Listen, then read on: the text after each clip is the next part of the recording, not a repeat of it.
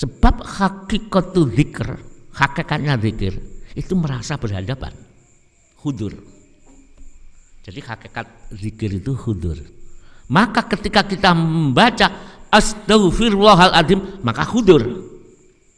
Kalau hudur kepada Allah, mesti dia rendah. Baca nida, ya Sayyidi ya Rasul, langsung hudur kepada Allah, rendah, merasa penuh dosa. Kalau istidor, berhadapan dengan Rasulullah Sallallahu Alaihi Wasallam.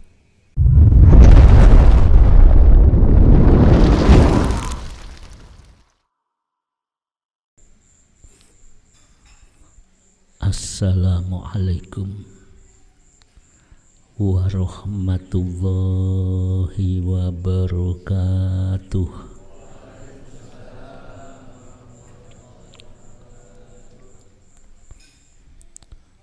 Bismillahirrahmanirrahim. Alhamdulillahilladzi atana bil wahidiyati bi fadli rabbina walhamdulillahi sholatu wassalam alaika wal ali ya khairul anam. Rabbun karim wa anta dzu khulqin azim fashfa' lana indal karim ya ayyuhal ghausu salamullah alaika rabbini biiznillah wanzur ilayya sayyidi binadroh musillatil lil hadratil aliyah.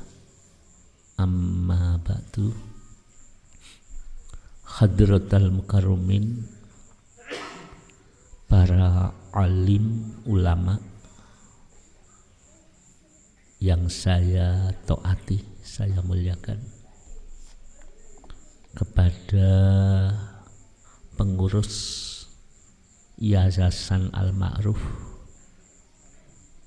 Bapak Ketua Abah Haji Siddiq, dan admin Alam Hikmah yang saya muliakan, hadirin wal hadirat, anak-anakku yang hadir di sini yang saya hormati. Untuk memanfaatkan waktu yang ada mengenai uraian tasyakur serta sanjungan sholawat dan salam, saya makmum kepada pemimpin mujahadah. Muga-muga pengajian dan kirim doa pada malam hari ini yang kita ajukan di Jum'ah Wage, sekaligus kita peringati kelahiran beliau, pembimbing kita, guru rohani kita, mu'alif sholawat wahidiyah radhiyallahu anhu. Muga-muga kula panjenengan sedaya di ujung usia ini, kita kan tidak tahu kapan kita berhenti di dalam hidup ini. Muga-muga kita semuanya diberi rahmat oleh Allah Subhanahu wa ta'ala, syafaatnya Rasulullah Sallallahu Alaihi Wasallam, dan nadroh dari beliau Gausiadah Zaman. Kita semuanya, keluarga kita, anak-anak kita, husnul khotimah. Amin. Hadirin yang saya muliakan, orang bahagia itu ada tandanya. ada prosesnya. Kalau ditanya, kamu menginginkan bahagia? Iya. Kamu menginginkan diridhoi Allah, masuk surganya Allah? Iya. Ada proses awal. Ini menurut dawuh Syekh Ibnu Athaillah As-Sakandari, ini harus diluruskan dulu. Awal melangkah harus benar.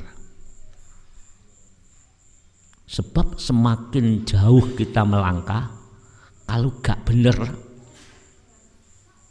walaupun mujahadah, tambah semakin jauh dari Allah Subhanahu wa ta'ala. Walaupun ibadah mempeng, tapi awal melangkah, dieling-eling nih, awal melangkah tidak benar, tambah akeh ibadai, tambah akeh mujahadai, tidak semakin lurus dekat kepada Allah, tapi tambah aduh semakin jauh.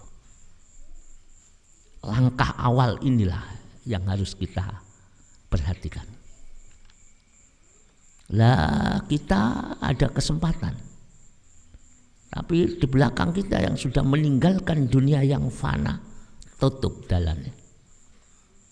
Hanya nunggu kita memohonkan ampunan kepada Allah. Ibu bapak kita sudah tidak bisa berbuat, sudah meninggalkan dunia yang fana. Kita yang ada kesempatan, ya kesempatan ini yang harus kita luruskan. Ya, kalau kita masih belum lurus, bareng wis dikoreksi, kok masih jauh, kok tambah jauh dari Allah. Mungkin awal melangkah salah. Contoh ya, contoh. Saya menuju pada jenengan saudara saya. Ini Mas Karim ini ya. Ketika langkah saya ini lurus, harus lurus ini, tidak boleh bengkok. Ya. Atau ke ini aja. Ketika ini lurus, tidak boleh sedikit pun bengkok, kudu lurus. Ketika lurus, melangkah, tambah jauh melangkah, artinya tambah dekat dengan yang dituju. Tapi kalau belok sedikit saja, gak sampai. Walaupun amal kita sudah baik, tapi orang sampai. Karena ada belok sedikit. Semakin jauh, gak ketemu karena belok, gak sampai tujuan. Awal melangkah inilah yang kita perhatikan.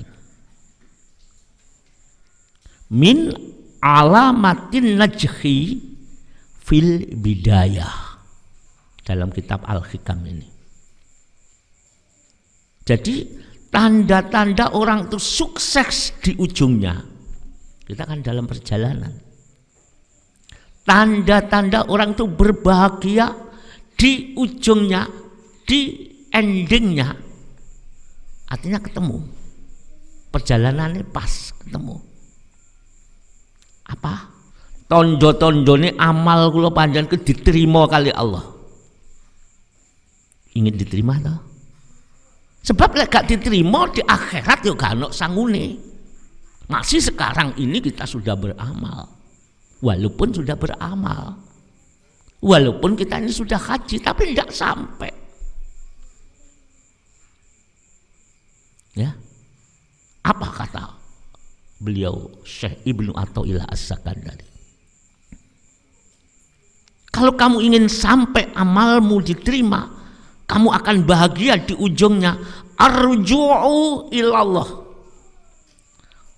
melangkah kembali kepada Allah, melangkah menuju kepada Allah. Awalnya kudu lurus hanya karena Allah, lillah.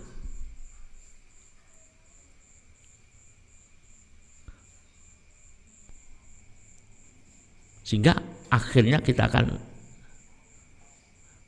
bahagia.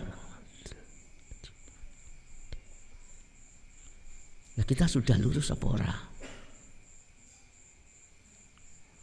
Mujadah, sholat malam, ibadah. Melenceng hati tidak lillah, ditolak. Oh, aku tak mujadah ben uripku barokah, itu sudah tidak lillah. Oh, aku tak sholat malam ben uripku mulya.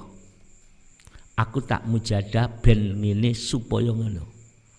Tidak ada penjiwaan lillah, ditolak.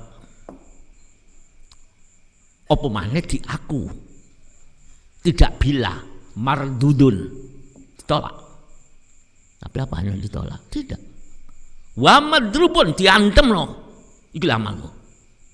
Li wajhi sahibi. Ya. Jadi hadirin yang dimuliakan oleh Allah, awal kita ini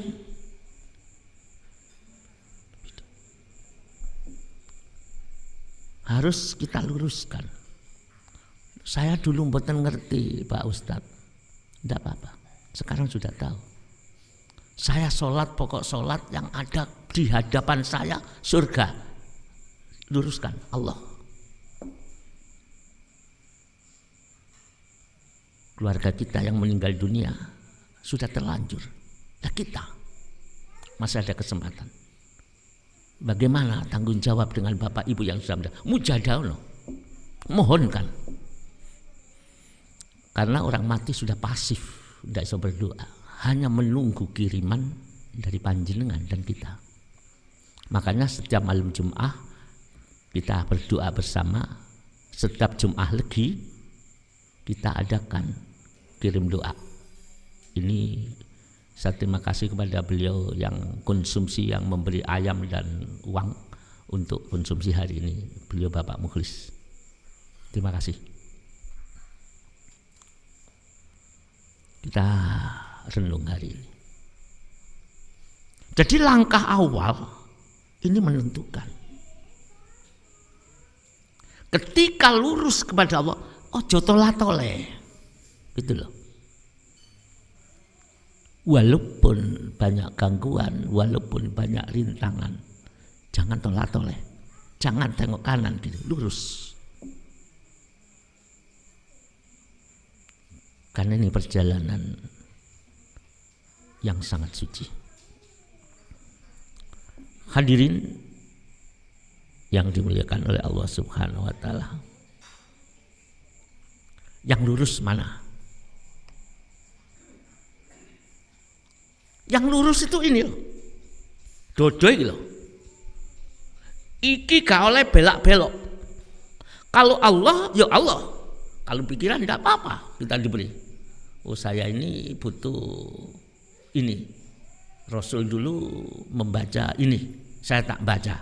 Ini boleh, kepentingan di sini. Tapi kalau hati tidak boleh. Harus lurus. Saya tirakat di gedung ini. Saya tirakat ini biar Allah memberikan kebaikan yang banyak. Allah mengangkat segala kesulitan, lebih-lebih memberi rahmatnya pada saya. Boleh. Tapi urusan hati ketika melangkah titik fokus kepada Allah. Tidak oleh tolak-toleh. Ngeriki. Ya. Untuk bertemu kepada Tuhan Allah. Allah itu memberikan kepada kita suatu alat. Wahai manusia, kalau kamu ingin menemui aku, di dalam tubuhmu itu ada alat untuk menemuiku. Alat itu jangan sampai rusak. Alat itu jangan sampai mati. Apalagi? Alat itu jangan sampai kotor. Kalau kamu menjaga onderdil yang ada di hatimu, selamanya kamu akan berhubungan dengan aku. Jadi hubungan dengan Allah ada satu. Apa otak? Apa lesan? Lesan yang menyebut astaghfirullahaladzim. Apa iki lesan?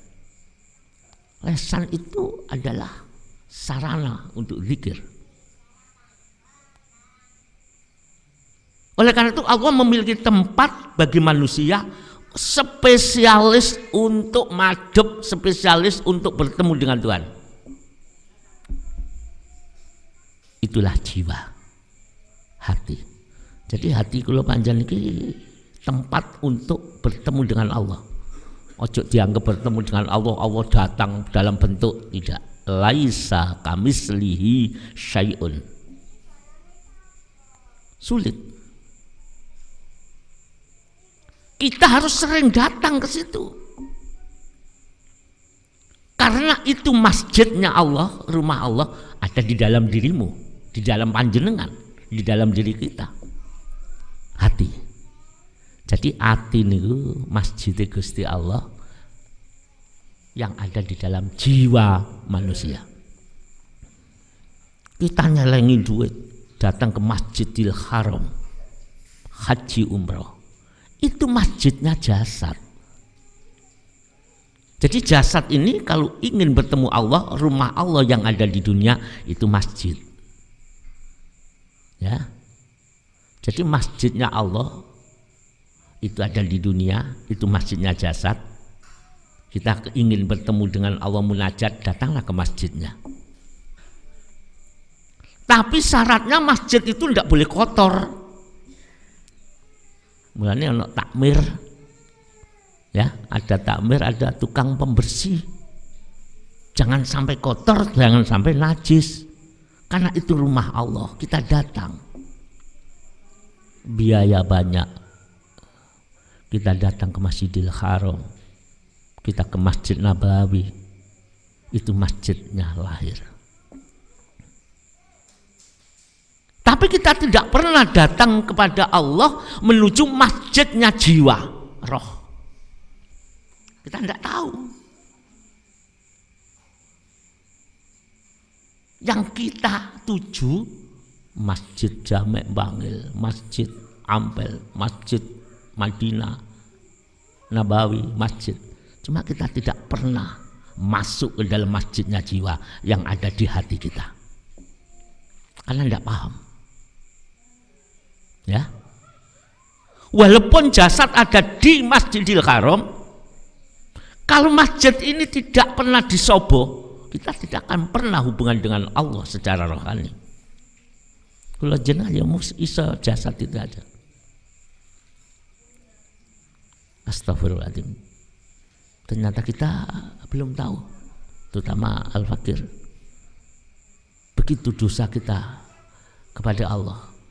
Masjid Allah kita biarkan kotor.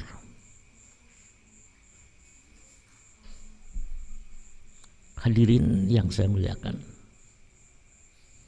ar-ruju'u ilallah itu di sini, di masjid sini. Bersenono, satukan tujuanmu, karena awal melangkah itu adalah fil bidayah, awal melangkah itu harus bersih. Kita cinta masjid, tirakat di Masjid Ampel, tirakat di masjid mana, cuma hati tidak pernah ditirakati. Hati tidak pernah ada tirakat.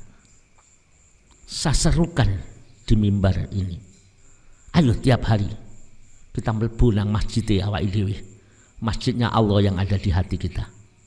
Qalbun mu'min baitul haqq. Jadi qalbul mu'min baitul haqq. Hatinya orang yang beriman itu rumahnya Tuhan. Kalau kita tirakat, iktikaf di masjid, mengapa kita tidak tirakat iktikaf di masjid kita sendiri? Datanglah ke masjid kita. Sambil bermujahadah kita datang dengan penuh kerendahan karena kita menghadap kepada Allah. Sering kita lakukan ini, kita serukan, kita sampaikan. Maka kalau kita tirakat ya, zikir kepada Allah, ini yang sungguh. Sebab hakikatu zikr, Hakikatnya zikir itu merasa berhadapan, hudur. Jadi hakikat zikir itu hudur. Maka ketika kita membaca astaghfirullahaladzim, maka hudur. Kalau hudur kepada Allah, mesti dia rendah.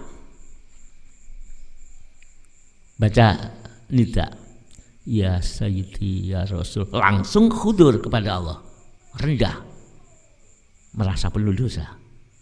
Kalau istidor, berhadapan dengan Rasulullah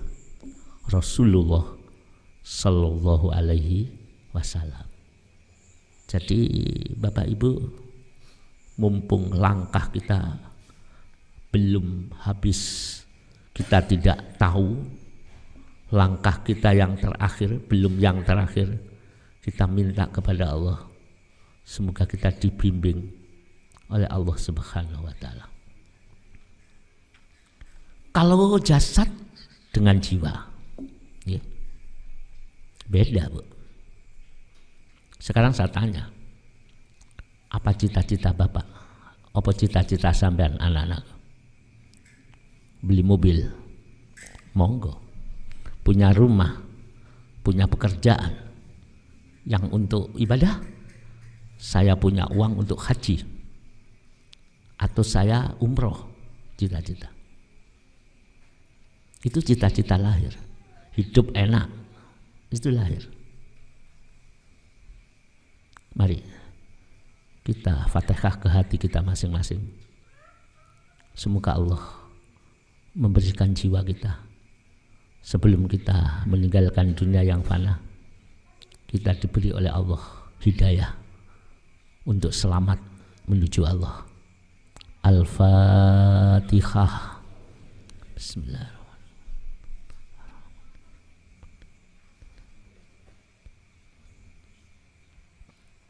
Kita menuju Allah itu hati. Tadi sudah saya katakan, ketika membaca ingat pada Allah, harus rendah. Karena kita menghadap Allah, yang pengajian kemarin, al-iqbalu ilallah wa rasulihi sallallahu alaihi wasallam, itu bisyiddati dhulli wal inkisal wal iftikor, harus rendah. Jadi monggo dipraktekno, langsung rendah, merasa penuh dosa, merasa tidak ada apa-apa. Itu namanya madhep. Monggo ya. Ya syafi'al khalqi sholatu wassalam alaika nurul khalqi hadiyalana wa aslahu wa ruha wadrini faqad dolamtu abada wa rabbini wa laysa li hasaiti siwaka fa in tarudda kuntu saksonalika. Tirakat batin langsung merendah hatinya. Ya Sayyidi ya Rasulullah, langsung dijiwai. Ya Sayyidi ya Rasulullah, ya Sayyidi ya Rasulullah, ya ayyuhal gausu salamullah alaika rabbini biiznillah wanzur ilayya sayyidi binadra musilatil lil hadratil aliyah. Hadirin, di sini ada teman panjenengan.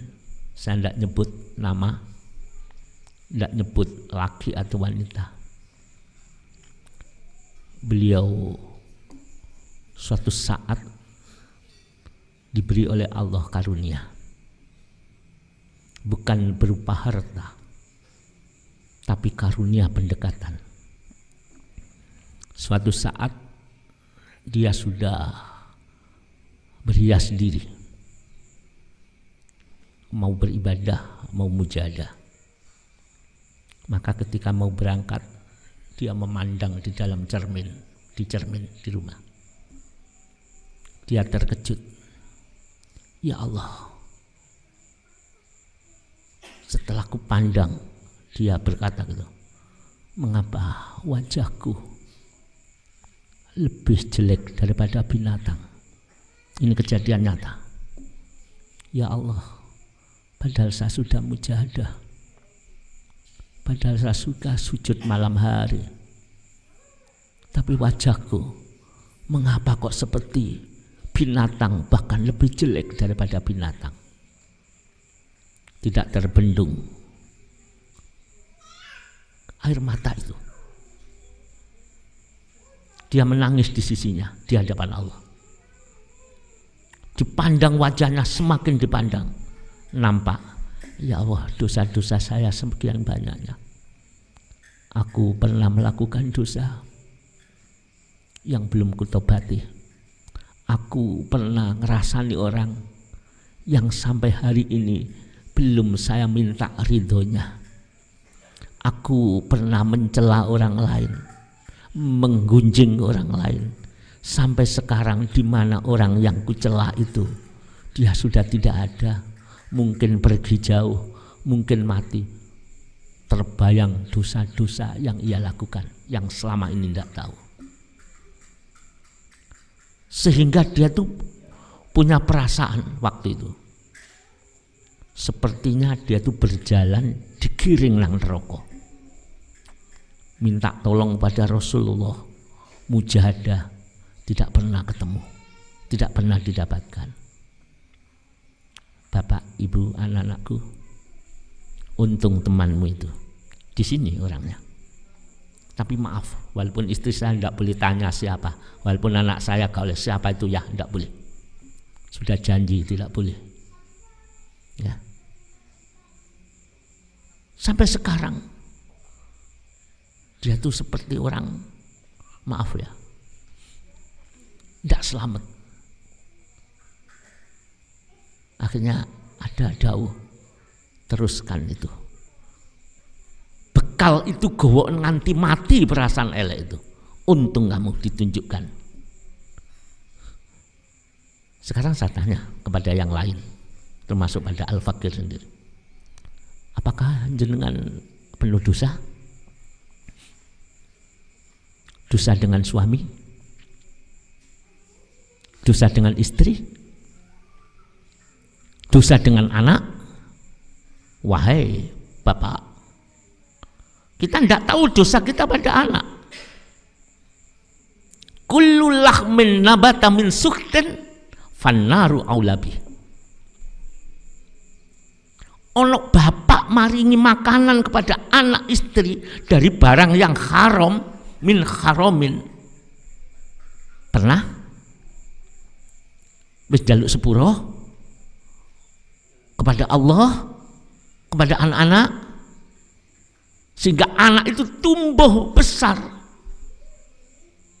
karena makanan haram dari orang tua. Dari saya kepada anak-anak saya minta maaf ya. Pada istri saya, pada anak-anak saya minta maaf kalau kemasukan barang haram di tubuh panjenengan anak-anakku pada istri saya. Saya akan mati dan akan dimintai pertanggungan jawab. Jenengan juga akan mati dan mintai tanggung jawab. Fannaru aulabih. Kamu ku daftarkan anak-anakku, istriku, menjadi urup-urupi geni neraka. Kalau hidayah turun, nampak itu hadirin hadirat. Ya tidak berkutik, ya Allah. Gak ono wong kejam. Binatang sekejam-kejamnya tidak pernah membakar anaknya. Harimau sekejam-kejamnya tidak ada membakar anaknya harimau.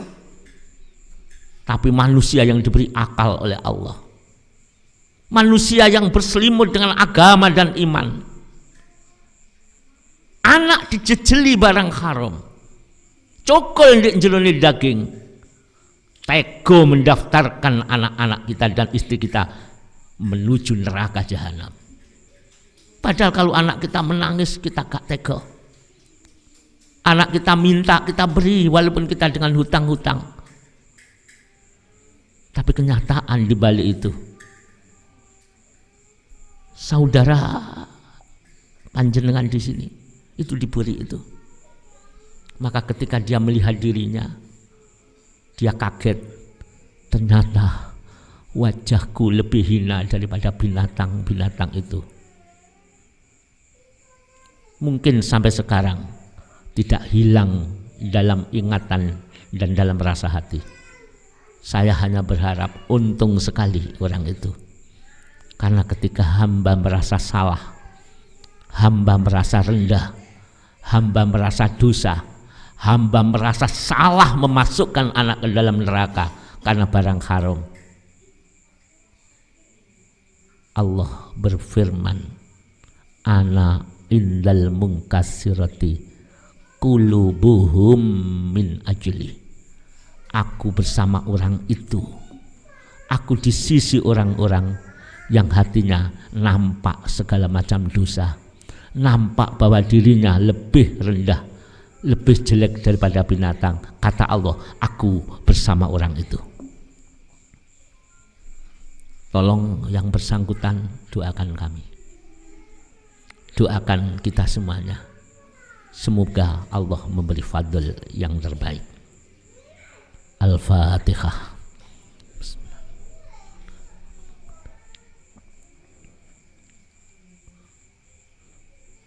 Hadirin, anjing berdosa,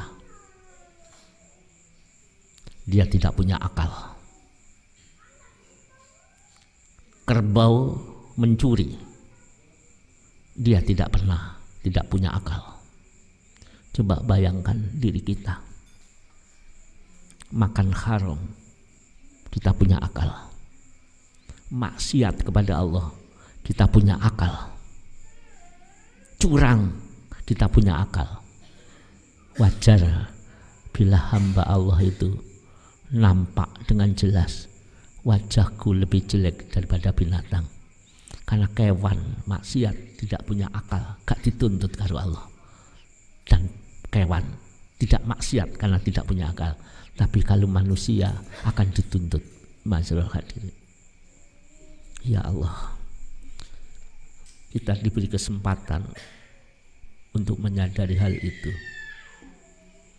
Begitu besar dosa kita kepada keluarga kita, kepada anak-anak kita, kepada saudara kita. Tapi kita tidak pernah menyadari. Perasaannya seperti orang yang terhormat, perasaannya seperti orang yang mulia. Tapi jujur, orang yang diberi akal justru menyakiti Tuhannya. Orang yang diberi akal, diberi kemuliaan, justru tidak ingat kepada Allah yang memberi. Ya sudahlah, di kesempatan malam Jumat pagi ini kita koreksi kepada diri kita masing-masing. Ayo kita merasa salah semua, ayo kita merasa dosa. Mari kita lihat wajah kita masing-masing. Yang jujur, lihat wajah kita masing-masing. Walaupun kita ganteng, walaupun kita cantik, sekarang lihat wajah rohani kita. Wajah rohani kita itu seperti manusia apa tidak? Ya Allah, mari hadirin. Ya ayyuhal ghausus salamullah alaika rubbini biiznillah wanzur ilayya sayyidi binadr musilatil hadratil aliyah. Ya ayyuhal ghausus salamullah alaika rubbini bi wanzur ilayya sayyidi binadr musilatil hadratil aliyah. Ya ayyuhal ghausus salamullah alaika rabbini biiznillah wanzur ilayya sayyid musilatil hadratil aliyah. Hadirin, tadi saya matur, siapa yang mendapat karunia besar di dunia ini? Sungguh orang yang mendapat karunia besar ini, kita hidup di dunia ini, kita mimpi atau ditemui oleh Rasulullah Sallallahu Alaihi Wasallam. Itu karunia besar. Jadi kalau ada anak-anak kami, bapak ibu, jenengan kok mimpi ketemu Rasul, Itu karunia besar dari Allah. Panjang akan bersama Rasul di akhirat nanti. Tapi seperti saya, gimana ini kan tidak.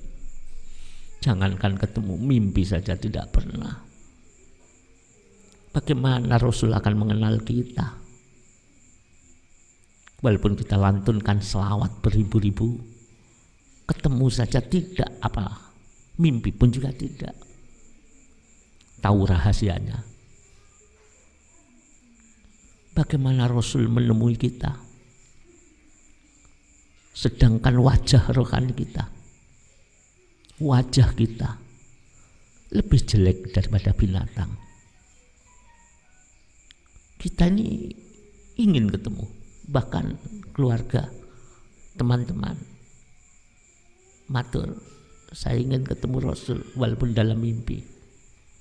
Saya tidak bisa menjawab, saya sendiri juga tidak. Saya hanya bilang amin. Mengapa? Hari ini saya tunjukkan, sebelum ketemu Rasul, kita harus melepas sifat-sifat seperti binatang ini. Ngocor disik. Orang ketemu Rasul, hatinya pasti bergetar, walaupun tidak tahu wajah. Karena setan tidak mampu menjelma menjadi Rasul. Orang yang mimpi ketemu Rasul, walaupun jarak jauh, itu Rasul sungguh. Untung orang yang mimpi pernah bertemu Rasulullah. Ya, mujadahnya banyak kok gak tahu mimpi. Lihat wajah kita. Kita selalu tirakat, kok gak pernah ketemu Rasul. Lihat wajah kita. Itu dari saudara kita yang duduk di tengah-tengah saya ini, yang bersama ini.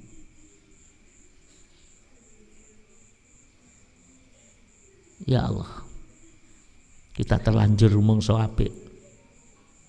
Ternyata ketika hidayah turun, ditunjukkan dosa-dosa kita, ternyata kita lebih jahat dari binatang. Ada satu hikayah, ya.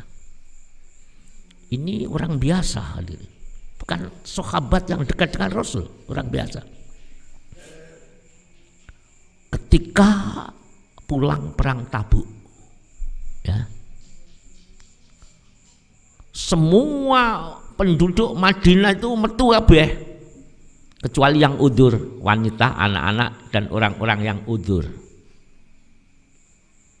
Keluar, setelah pulang, Rasulullah dijemput dengan sahabat, dijemput oleh anak-anak, dijemput istrinya. Bapakku urip apa ora? Suamiku sahid apa mboten? Hanya itu.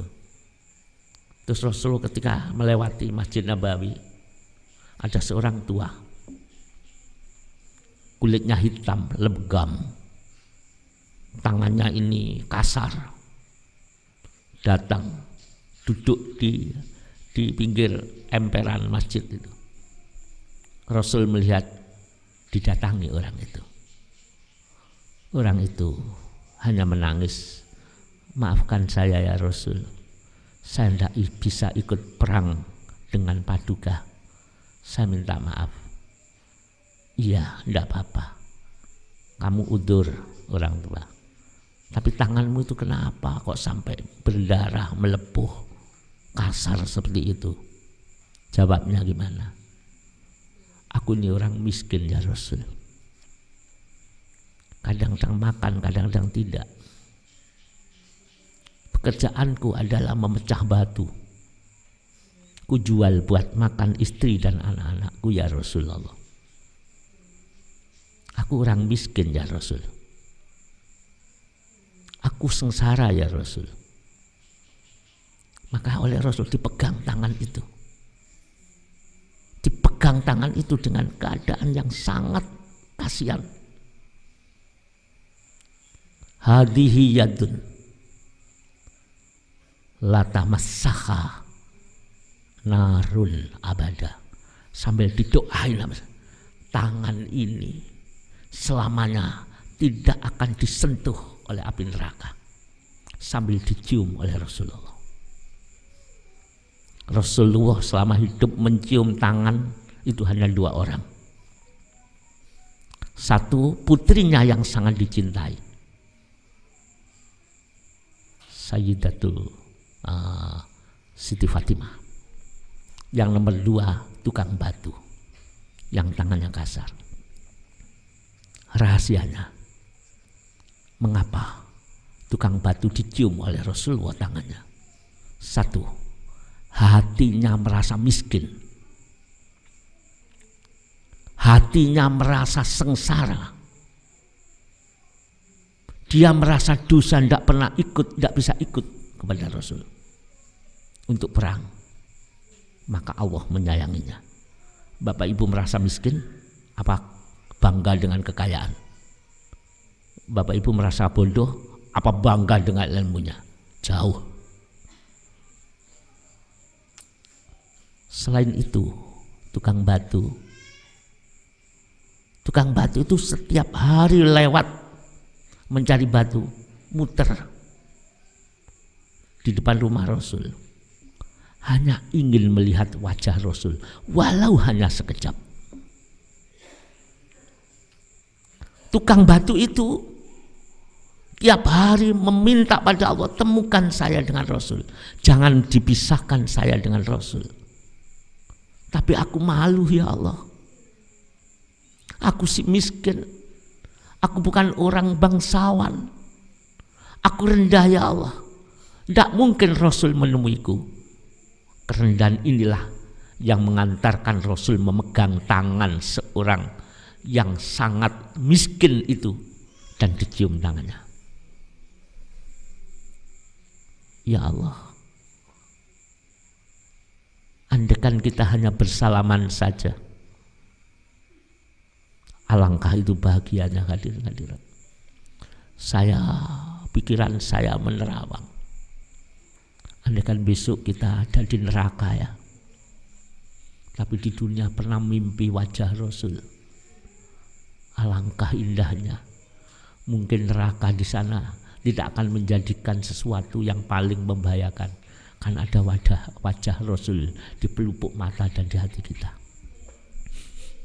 Ya sudahlah, ayo rumangsa rendah, rumangsa miskin, rumangsa elek, rumangsa dosa, rumangsa wakeh maksiat di hadapan Allah. Karena saat itu kita langsung berselawat. Inilah yang dikatakan oleh Allah dalam surat Nisa 64. Walau annahum idzalamu anfusahum ja'uka. Ini. Jadi mari kita sadari dosa-dosa kita. Kita sadari kedoliman kita, sehingga kami tidak pernah bertemu dengan Rasul. Terus kita jauhkan datang kepada Kanjeng Nabi, memperbanyak selawat. Kalau ada temannya menangis, orang itu mendapat hidayah ya Allah. Tapi mengapa saya kok tidak bisa menangis padahal yang saya baca selawat? Itu kuatkan di hati kita. Ojo rumangsa mampu, kuatkan kerendahan di hadapan Rasul. Insya Allah Rasul mendengar munajat kita, dan insya Allah sebelum kita meninggalkan dunia yang fana, Allah memberikan kesempatan kita bertemu atau ditemui Rasulullah Sallallahu Alaihi Wasallam. Karena orang yang mimpi ketemu Rasul itu Rasul sungguh. Bahkan dalam salah satu dawuh, orang yang pernah bertemu Rasulullah akan diberikan kebahagiaan dunia sampai akhirat oleh Allah Subhanahu Wa Taala.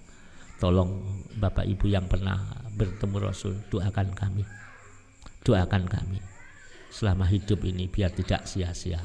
Apa arti mobil, apa arti semuanya akan kita tinggal, tapi ketika kita bertemu Rasul walaupun dalam mimpi, akan ketemu besok di alam mahsyar. Amin ya rabbal alamin. Al-Fatihah. Saya kira cukup nggih. Jadi ibu bapak dilatih untuk merendah. Tidak ada pemberian Allah di dunia ini yang mulia semulia ketika kita ketemu Rasulullah. Supaya ketemu Rasul, hati kita harus kita siapkan kerendahan, jangan ada kebanggaan. Kita siapkan hati, bila perlu bahagialah orang itu memandang dirinya orang itu lebih hina daripada binatang. Karena itu tadi alasannya, aku maksiat dalam keadaan berakal, aku maksiat dalam keadaan mengamalkan wakidah, aku maksiat dalam keadaan sudah sholat. Sedangkan anjing, sedangkan binatang-binatang ketika melakukan dosa dia tidak punya akal sehingga tidak terhitung dosa. Saya kira cukup sekian. Moga-moga diridani kali Gusti Allah. Setelah ini langsung kita tasyafuan, kita sowan kepada Rasulullah. Kita bayangkan kita jauh dari Rasul, karena kita tidak mungkin dekat. Yang dekat adalah anak-anak saya, ibu-ibu yang merasa, yang sudah diberi perasaan jelek, yang diberi rasa rendah, itulah yang dekat dengan Rasul. Sedangkan kami jauh sekali karena tidak ada kerendahan. Saya kira cukup. Semoga Allah meridai kita semuanya. Wabillahi taufiq wal hidayah. Wassalamualaikum warahmatullahi wabarakatuh.